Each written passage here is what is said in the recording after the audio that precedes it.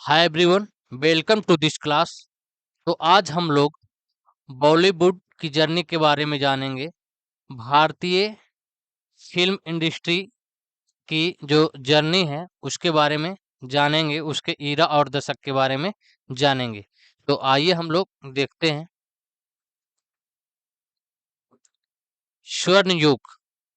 स्वर्ण युग 1940 से 1960 का दशक को कहा जाता है स्वर्ण युग, जिसमें क्लासिक बॉलीवुड सिनेमा बनी। लेकिन हम लोग अभी अभी के टाइम में, प्रेजेंट के टाइम में हम मानते हैं कि प्रेजेंट के जो अभी जो टाइम है उस टाइम को हम मानते हैं स्वर्ण युग, क्योंकि उस समय के स्वर्ण युग अलग थी और इस समय जो है स्वर्ण युग अलग है। तो आइए हम लोग देखते हैं इस पे, इसके बारे में जानते हैं कि क्लासिक बॉलीवुड सिनेमा 1940 से 1960 के दशक के समय की क्या थी। तो 1940 से 1960 के दशक को बॉलीवुड का स्वर्ण युग माना जाता था, लेकिन हम लोग अभी प्रेजेंट में मानते हैं कि अभी जो है बॉलीवुड का स्वर्ण युग चल रहा है।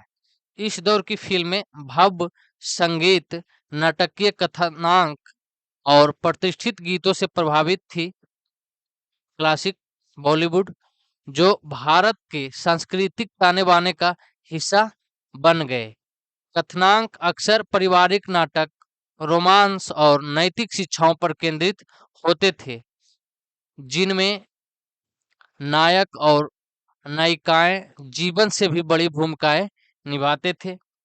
इसमें गीतों ने कहानी कहने में महत्वपूर्ण भूमिका निभाई, जिसमें शंकर जयकिशन, नौशाद और एच डी बर्मन, तो ये सब महान जो है संगीतकार रहे हैं। शंकर जयकिशन, नौशाद और एच डी बर्मन जैसे दिग्गज संगीतकारों ने कलरई धुनों रची, जो उस समय राज कपूर, देव आनंद, दिलीप कुमार और नरगिस जैसे सितारों ने इस युग को मूर्त रूप दिया। तो उस समय के जो स्टार हैं राज कपूर, देव आनंद, दिलीप कुमार और नरगिस, ये सब सितारे हैं जो 1940 से 1960 की दशक के समय के क्लासिक बॉलीवुड सिनेमा में इन्होंने योगदान दिया। फिल्में अक्सर पारिवारिक मूल्यों और रिश्तों और सामाजिक मुद्दों पर केंद्रित होती थी।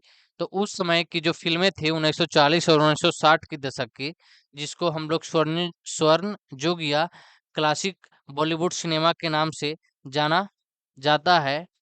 तो उस समय जो है पारिवारिक मूल्यों, रिश्तों और सामाजिक मुद्दों पर सभी फिल्में केंद्रित थी। मुख्य फिल्में इनमें से जैसे है मुगल ए आजम जो 1960 में बनी, मदर इंडिया 1957 में बनी और श्री 420 जो 1955 में बनी। तो ये सभी इम्पोर्टेंट फिल्में हैं इस दशक की। तो इस टॉपिक्स को पढ़ने का जो है उसका महत्व है कि हम लोग इसके बारे में जाने और इनसे संबंधित कोई क्वेश्चंस डिस्क्रिप्टिव में या ऑब्जेक्टिव में आए तो उसके बारे में आंसर राइटिंग करने का जो है क्षमता विकसित हो और इनसे संबंधित जो ऑब्जेक्टिव क्वेश्चंस है उसको हम लोग आसानी से कर पाए। फिर है 1970 और 1980 का दशक। तो 1970 और 1980 का दशक, जिसमें एंग्री यंग मैन और व्यवसायिक सिनेमा का उदय हुआ। तो 1970-1980 के दशक को किस नाम से जाना जाता है? एंग्री यंग मैन और व्यवसायिक सिनेमा। 1970 और 1980 के दशक में बॉलीवुड ने व्यावसायिक सिनेमा की ओर तेजी से रुख किया।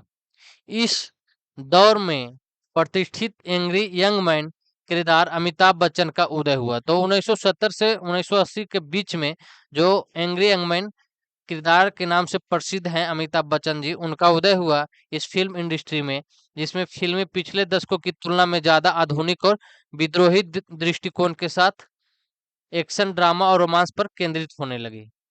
तो इस दशक में जो फिल्में हैं आधुनिक हुई, विद्रोही दृष्टिकोण के मुद्दों पे बनी, एक्शन, ड्रामा और रोमांस पर केंद्रित होने लगी। फिल्में ज्यादा ऊर्जावान, एक्शन से भरपूर और नाटकीय होती गई, जिसमें अमिताभ बच्चन, धर्मेंद्र और हेमा मालिनी जैसे सितारों ने पर्दे पर अपना दबदबा बनाया। अमिताभ बच्चन के किरदार व्यवस्था से मोहभंग के प्रतीक बन गए, जिन्हें जंजीर 1973 और दीवार 1975 जैसी फिल्मों में लोकप्रिय बनाया गया। फिल्में जो है सामाजिक यथार्थवाद से हटकर बड़े नामों वाले नायकों और पलायनवाद की ओर बढ़ी। इसमें कुछ जो फिल्में हैं पॉपुलर, वो है शोले जो 1975 में आई। शोले को रमेश सिप्पी जी ने डायरेक्ट किया था और इसका हाल ही में जो है विदेश में इसका जो है प्रदर्शन किया गया, री रिलीज किया गया है फिल्म को। डॉन 1978 में आई और अमर अकबर एंथोनी 1977 में आई। तो ये सभी फिल्में जो है पॉपुलर फिल्में हैं 1970 और 1980 के दशक में, तो आपको ध्यान रखना है। फिर है 1990 का दशक। तो 1990 का जो दशक है जिसमें बॉलीवुड में रोमांस और भव तमाशे का आगमन हो गया।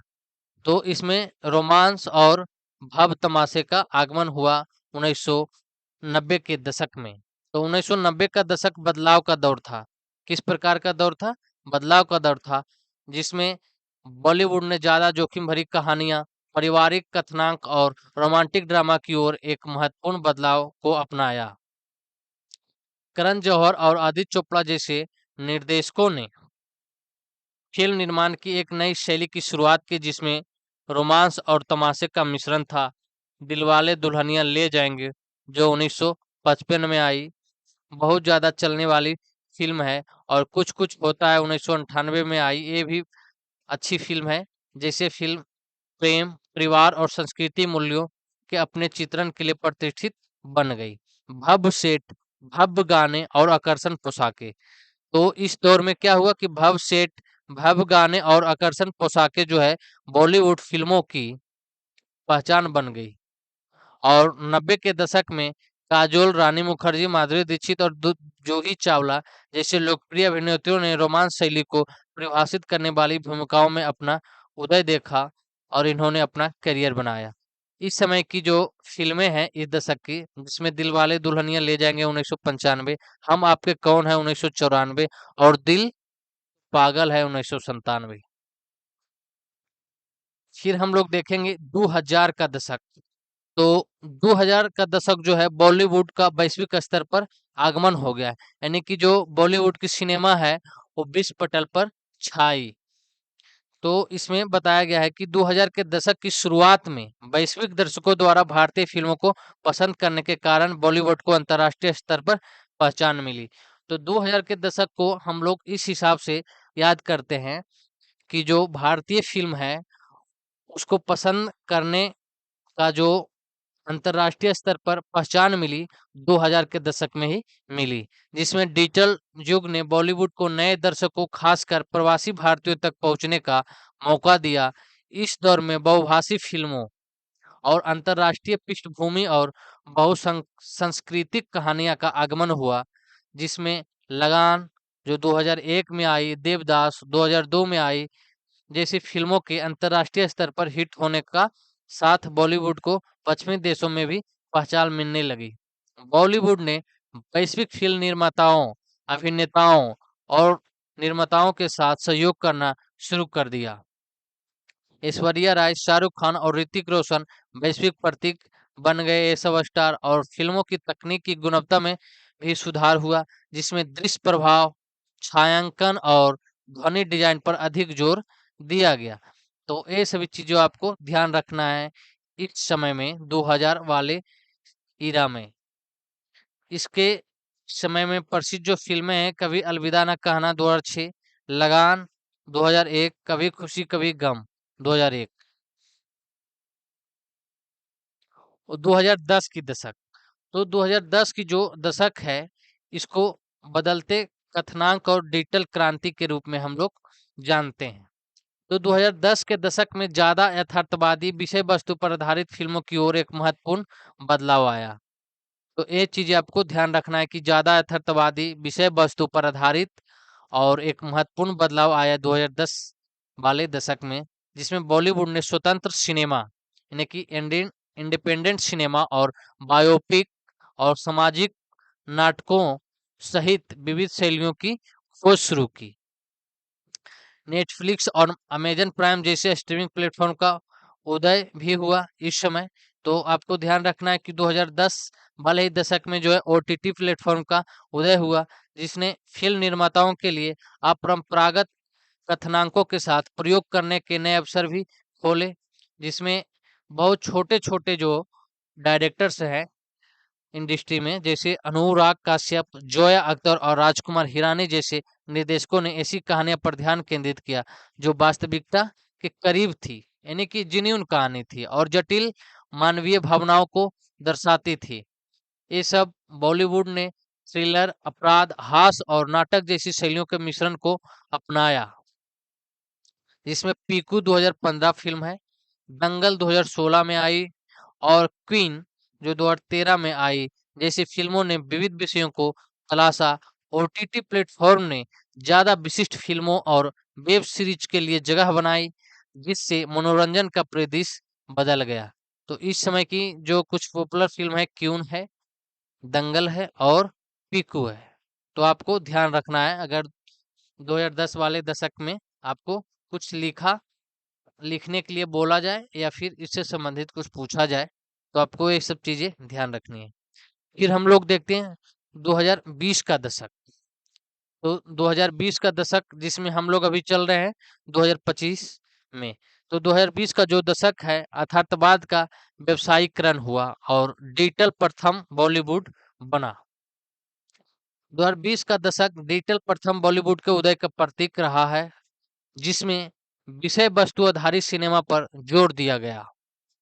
महामारी ने कई फिल्म निर्माताओं को डिजिटल प्रथम दुनिया के अनुकूल ढालने के लिए मजबूर किया और स्ट्रीमिंग प्लेटफॉर्म फिल्म रिलीज के लिए पसंदीदा विकल्प बन गए। ओटीटी प्लेटफॉर्म सामाजिक रूप से प्रासंगिक विषयों और यथार्थवादी कहानी कहने वाली व्यावसायिक फिल्मों में भी उल्लेखनीय वृद्धि हुई, जिसमें फिल्में और वेब सीरीज अब अक्सर उसी स्तर पर चमक दमक के साथ निर्मित की जाती है, जिसमें व्यावसायिक अपील का समृद्ध कहानी कहने का साथ मिलाया जाता है।